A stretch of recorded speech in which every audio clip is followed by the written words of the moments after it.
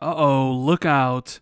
We have some rumors and leaks about Microsoft looking to buy full-on and timed exclusives for Xbox One. What is going on, guys? Randall Thor 19, the man with the million, back again with another video. And if you didn't know this about me by now, you should all realize that I love rumors, leaks, and speculation. I love talking about them in my videos. I love talking about them with my friends on Xbox Live, just discussing it, theorizing, speculating about whether it's true or what we would have done. I love doing that. I've been doing that for years. So now I get to do this on YouTube. It's a match made in heaven. Now, this particular leak or rumor, whatever you want to call it, is from a developer. And he's out there pretty much saying that Microsoft is looking to buy more games, whether they're full-on exclusives or timed exclusive. And this isn't the first guy to say that. Now, this particular one comes from, once again, Reset Era, the new NeoGAF.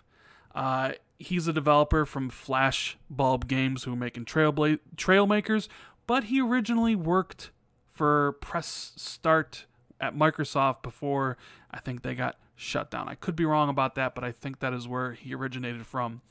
Now he goes on to say, without going into too much detail, I know for sure that Microsoft had got their checkbook out and are actively seeking out both smaller and larger titles they can get as an Xbox exclusive, both timed and full on. Now, he's not the first person to say that. There was a couple other developers in the Reset Era thread as well that said they've heard the same thing. A couple months ago, there was also another report from somebody else basically saying virtually similar, that Microsoft was out there looking to get exclusive rights to any sort of the game they could possibly get their hands on. Some people are surprised by this. Right? They're surprised that Microsoft is out there trying to build an exclusive portfolio. I mean, we had recently the leaks. Whether you believe them or not, whether you think they're true, we had the leak about Fable 4 and how some people now are saying it's Playground Games. We have the leak about Perfect Dark. We have the leak about Mech Assault, all that stuff, which I covered in a previous video, all about exclusive new experiences for the Xbox One coming in the future. Some people believe it, some people don't. I know a couple things on there to be true, but I'm not going to say which ones.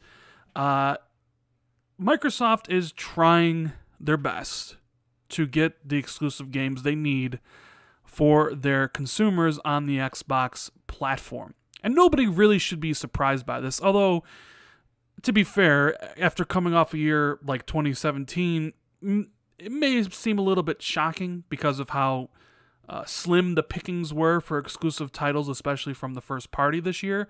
However, let's roll back to E3 this past year. Phil was doing interviews as he always does, just like everybody does at E3. And he mentioned that he wanted to do certain things when he took office. Now, I made a video about this before, months ago, during E3, when this information came out. Some people didn't believe it. Some people choose to remain ignorant by it. Some people say, oh, all Phil Spencer is talk, but I know differently. He said he wanted to focus on three things when he finally took up the mantle of the head of Xbox. The first thing he wanted to do was fix the hardware. It's fixed. You have the Xbox One X. It's a multi-platform machine. It plays games the best, whether it's the best frame rate or the best resolution in comparison to its PS4 Pro competition. So if you want the best place to play your multi-platform games, the hardware is there. It's a step up, especially in comparison to the OG Xbox One. So the hardware is fixed. Now, whether or not there's another Xbox coming next year or 2020 or 2021, I have faith that Microsoft will continue down the path of wanting to provide the best experience and the best for the hardware for that system. They're not going to have an underpowered system again, right? So the hardware is fixed. They spend a lot of time doing that. Whether or not you like the Xbox One X or whether or not you want one, that's really not in discussion. They fixed it. It's different from the Xbox One. That was step number one. That was the first thing he wanted to do. The second thing he wanted to do was services and Xbox Live. And what have they accomplished?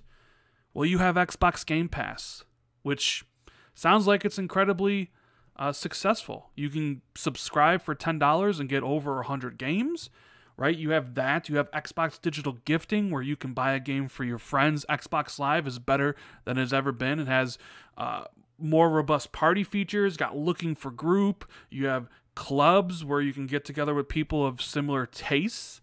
You have digital refunds, like all this stuff, including backwards compatibility of not only Xbox 360 games, but of original Xbox games.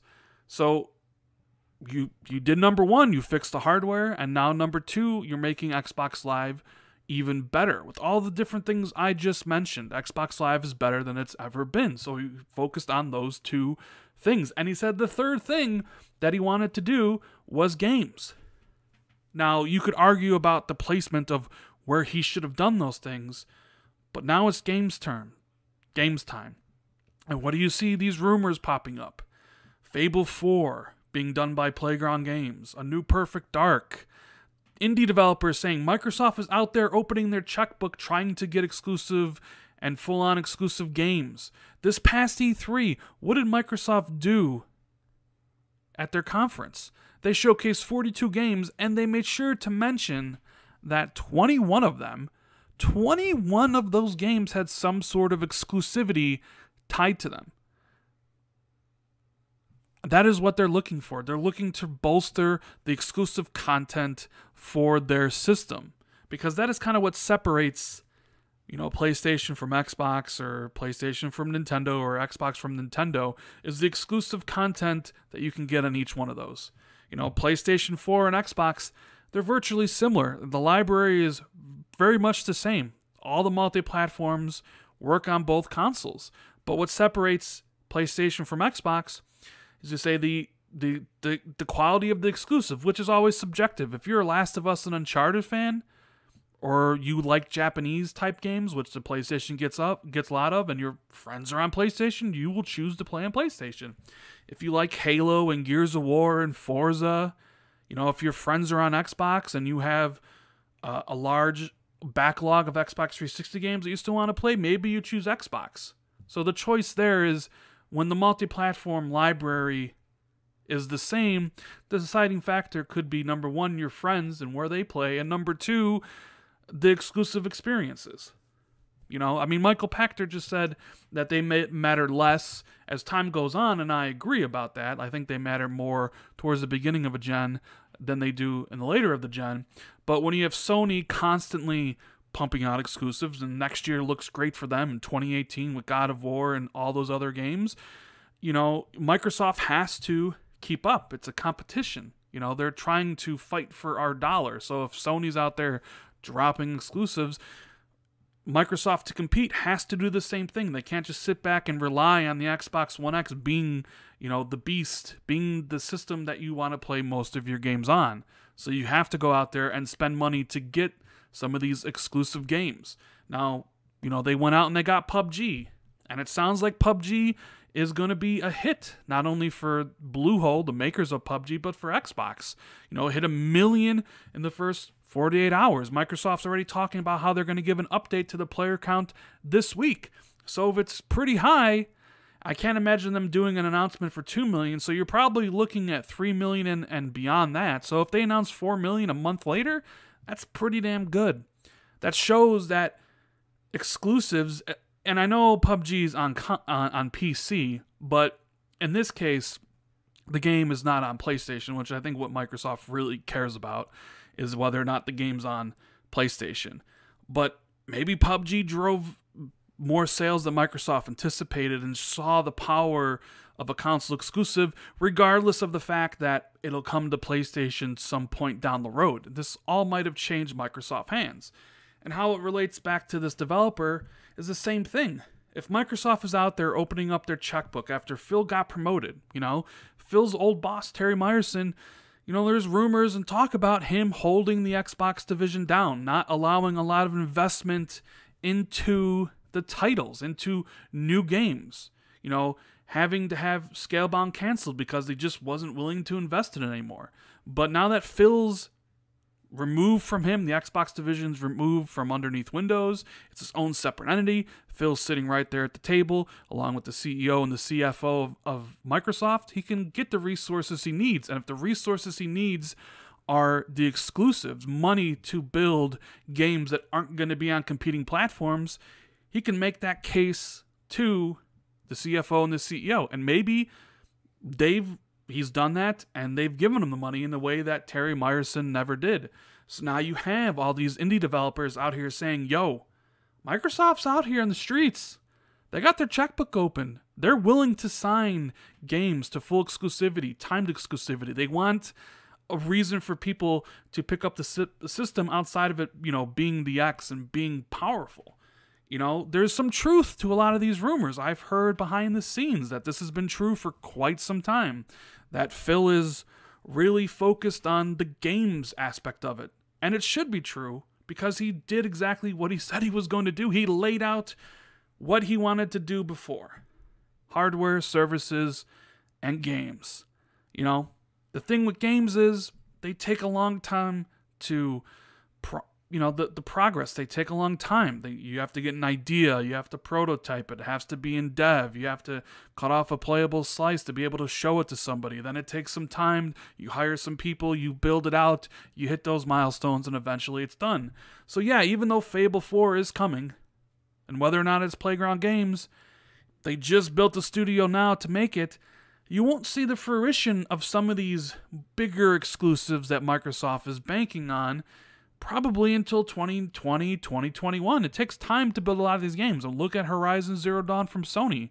A great game by a lot of accounts that took Guerrilla Games 5 to 6 years to make after they were done with Killzone. It takes a long time to make a video game in this HD era, especially in this 4K era. It takes a long time. So some of these games are going to take, a significant amount of time. Now, Microsoft is probably out there trying to shore up the lineup in the near term, maybe trying to extend its checkbook to games that are close to being completion, because indie games and the such are always looking for a sure bet. What's better out there? You have an indie game that is going to release on Steam, Xbox, and PlayStation, right? But there's no guarantee that the game's going to be a success. Your whole life's livelihood, the money that you spent on it, could just go down in a flash. Because, let's face it, the Steam marketplace, the PlayStation marketplace, the Xbox marketplace are filled to the brim with just games. Whether they're multiplats and AAAs or just indies, they're filled. However, if somebody came along to you and was like, look, you sign on the dotted line here, give us full exclusivity, we'll give you this amount of money. You want timed exclusivity, we'll give you this amount of money. And to some developers, that guaranteed money is worth it to them. Especially since Microsoft seems to let people publish on PC, kind of like Cuphead, where they invested heavily into Cuphead to get the game that eventually came out instead of the original vision that Cuphead was going to be. So it helps out with that. Some of these developers might take that chance because there's no guarantee any of these games are going to be a success on any other platform, whether it's PlayStation, Nintendo, Xbox, whatever. So if Microsoft is offering a cold lump sum of cash, some of these developers might, we'll take that because that is money we know we're getting back.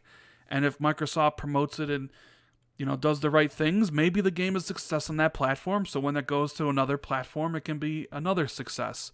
That's how I think some of this stuff is happening. Microsoft is kind of shoring up its kind of short-term lineup while waiting for some of these bigger games they've just signed to come to fruition, whether it's 2019 or 2020. So this isn't the first time we've heard about this, and this isn't the last. I'm pretty damn sure this is happening.